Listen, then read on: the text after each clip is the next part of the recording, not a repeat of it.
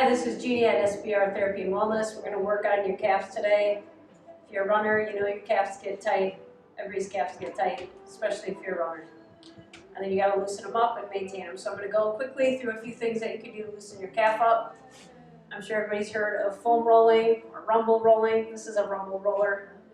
Not that I'm marketing them or anything, but just rolling it out. You can roll it out a few times. After that gets not so painful, you can expose it to the skin. Roll it out some more. I mean, you could do this for a couple of minutes. And then you might want to find a spot or two that hurts a little bit. Find a trigger point, tender spot, a little nodule that's extra tender. Leave it on there, kind of just let your body soften into it. Let it just lay there. Try to relax everything, especially where it's tense and hurts. Just let the body just drop into it and just try to maintain and keep it relaxed. So roll that out. You can start to move your ankle with it. When you're on a tender spot, you can hold it, move your leg a little. Then you can roll that out of the way. After you've done that for about 5 minutes, you can take your calf here, find a tender spot. All the muscles run this way on the back of the leg. So we're going to look for trigger points this way in the muscle. So you can find a tender spot. You want to keep it relaxed. You put your other hand on the top of the tibia here.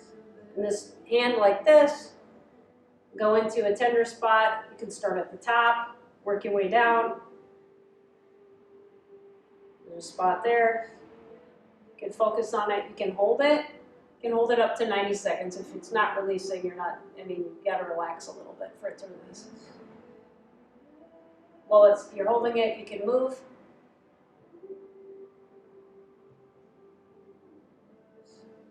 can move the foot up and down. You can even move your finger. If you look closely, I'm moving my fingers up and down a little bit here. I'm on a pretty big knot right here, actually. So I'll do this for about 90 seconds. And I should start to feel it soften. Soften the whole area on the back of the thigh there. And if you don't want to move the leg, you can just hold it. And these will be pretty tight muscles, so they might even feel like bone depending on how tight you are.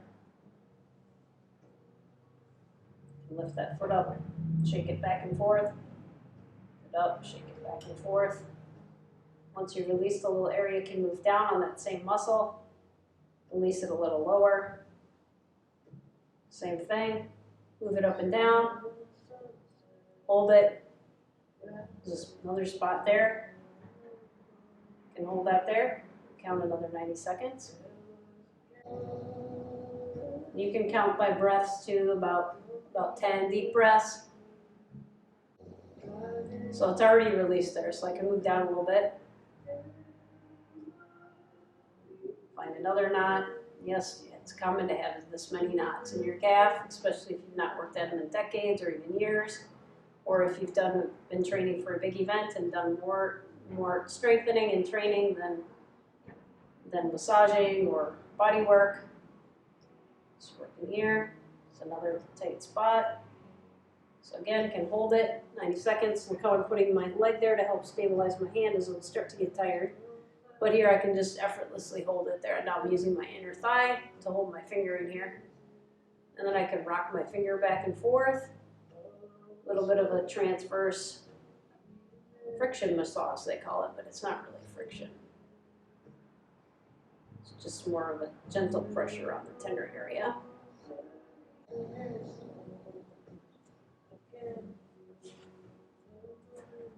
Move it around like that every once in a while. Can work all the way down like that, down, all the way down.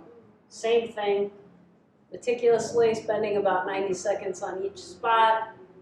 And you can do that all the way down to the tendons here, whether you're on the Achilles tendon, serving the soleus and the gastroc, or whether you're feeding the posterior, like deeper muscles, posterior tib, flexor hallucis, flexor digitorum, longus, all running through here tendinously. So you can think deeper and go into those muscles too, versus the gastroc and the soleus. But They all run down this way. So you can just go transversely across them, hitting all of the tender points.